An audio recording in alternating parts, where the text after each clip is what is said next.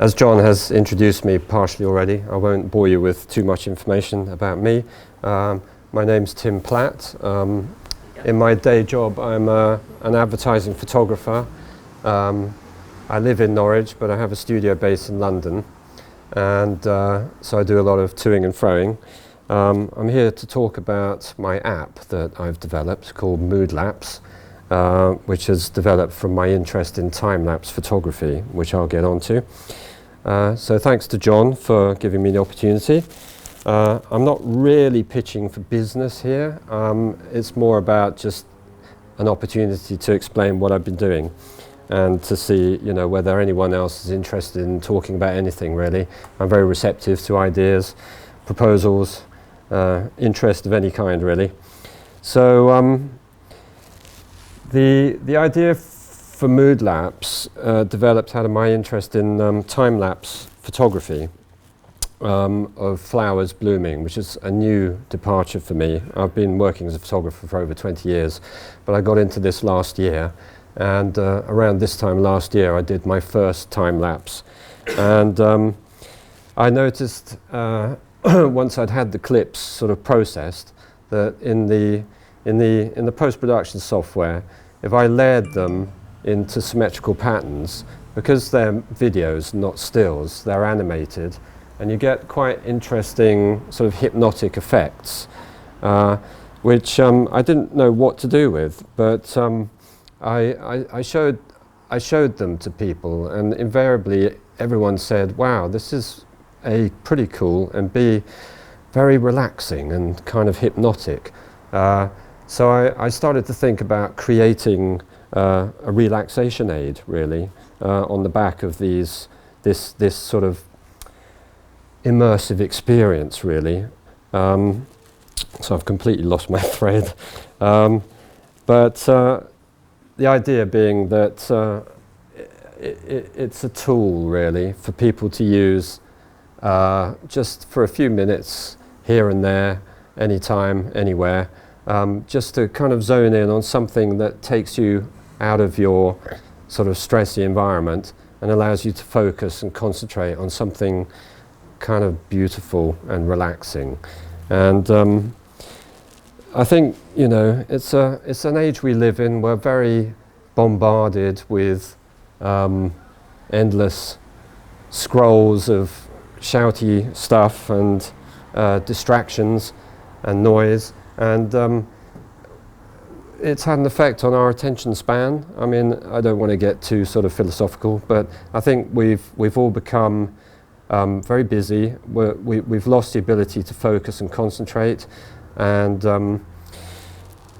we no longer spend time in neutral. And my mission is to try and sort of offer something for people to use to slow down for a minute, just for a few minutes, really. It's nothing much deeper than that, but it all had to start somewhere.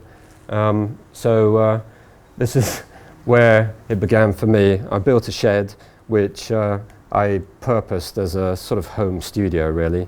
You need a space that you can dedicate to time-lapse, because you set things up and leave them under constant lighting for long periods of time. So you can't do it in your front room or your bedroom or anywhere else in your house, really. You've got to have a dedicated space. So once I'd started photographing flowers blooming, I then got them into my my video editing software and began creating these kaleidoscopic effects. By creating layers, inverting them, and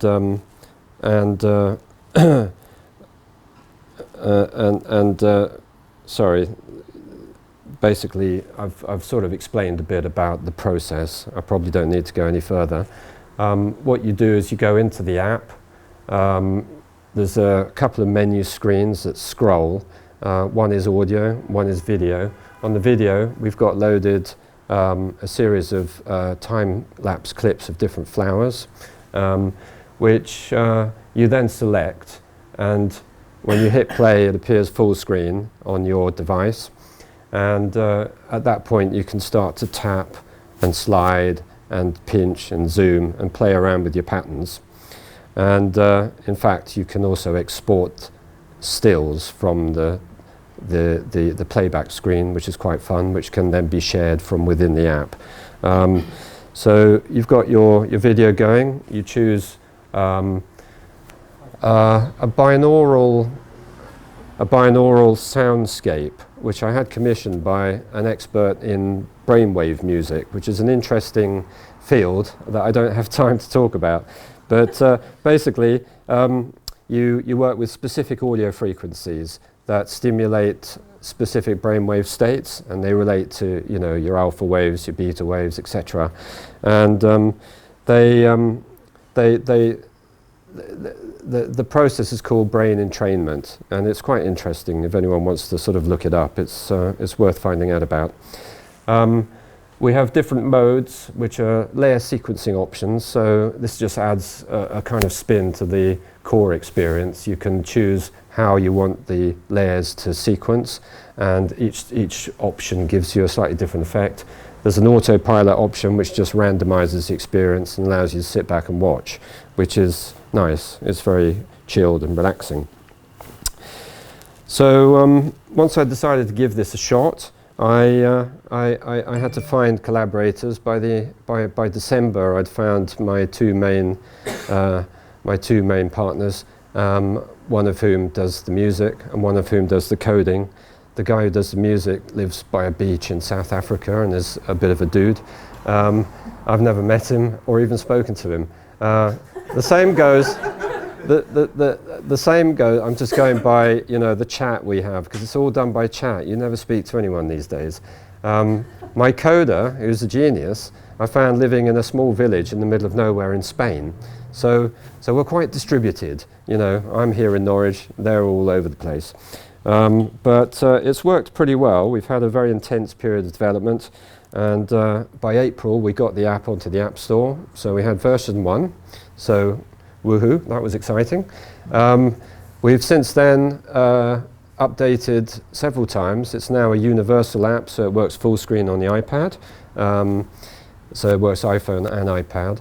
And it integrates with the Apple Health app, which I didn't know about until quite recently. It also, you know, we added some interesting sequencing modes. One that uses the tilt on your device to move the layers, so it kind of moves, slides nice and smoothly. And last but not least, I've added a new in-app purchase because the basic app has a free trial attached, and then once that expires, you pay a one-time fee of £1.99, and that gives you the whole thing for forever. Extortionate, I know. We've now added another in-app purchase because the way I want to go with it is to keep adding to the libraries, and each time we do that, it provides another opportunity to monetize the app, because people have the option of buying another group of some more content for a micropayment, and it also helps, I think, to retain interest and retention, hopefully, among the users. But it also gradually rolls up the potential price point of the app, because each time you add it, you've got more in-app purchases that people can choose to use. So the big question is there a market for this? Well, I think the resounding answer is yes, because this is a huge growth area at the moment. There's self-care apps pouring in from every direction, which does create competition, but there's a genuine interest, and it's become a trend. And I think the interesting thing about this trend is it's to do with wellness, well-being, and but not just physical wellness. You know, people are interested in mental well-being equally, and far less shy of talking about it than they used to be. It used to be a taboo subject. Particularly younger people today really have no qualms about discussing it. They're quite comfortable with it, and it's kind of demystified it, which I think is a very positive thing. Oh my God. Right, so Apple have some very successful apps that make huge sums of money. I'm not going to be one of those. I'm a niche. You know, it's a cheap, simple, easy to use, non-intimidating little app that you've got in your pocket and you can just pick out and use for a few minutes a day to relax. It's not a kind of big juggernaut, but and it never will be, to be honest. But the fact that these guys make so much money, and they really do, it's incredible, shows me that the same people using those apps would probably be quite interested in this one, particularly as it's not costing them much money. And it's different. There's nothing else on the App Store like it. I've had some really nice reviews. I'm going to have to try and scroll through these, because these are just little screenshots that I thought I'd show, you know, what you can create for yourself and share with friends.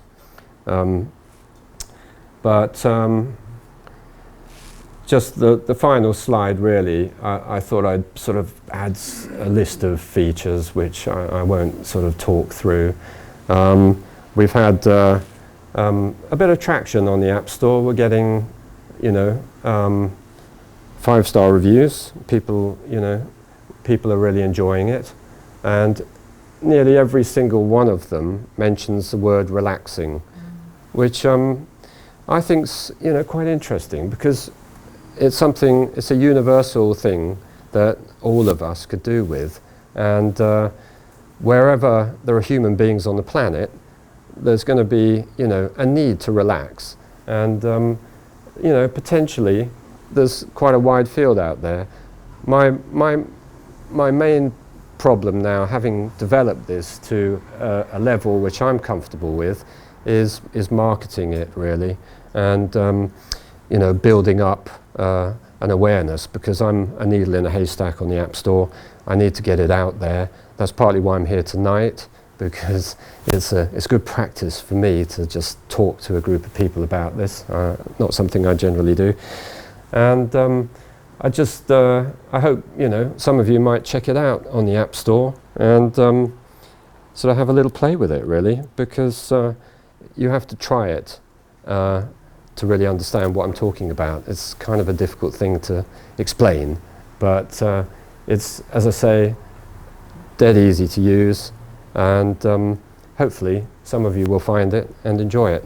And if there's anybody who wants to talk to me about any ideas or you know, proposals or anything at all, I'm always up for a coffee and a chat, and you can find me here sort of during this event too. But hopefully you've enjoyed my little presentation, and thank you for listening. Well done, Tim.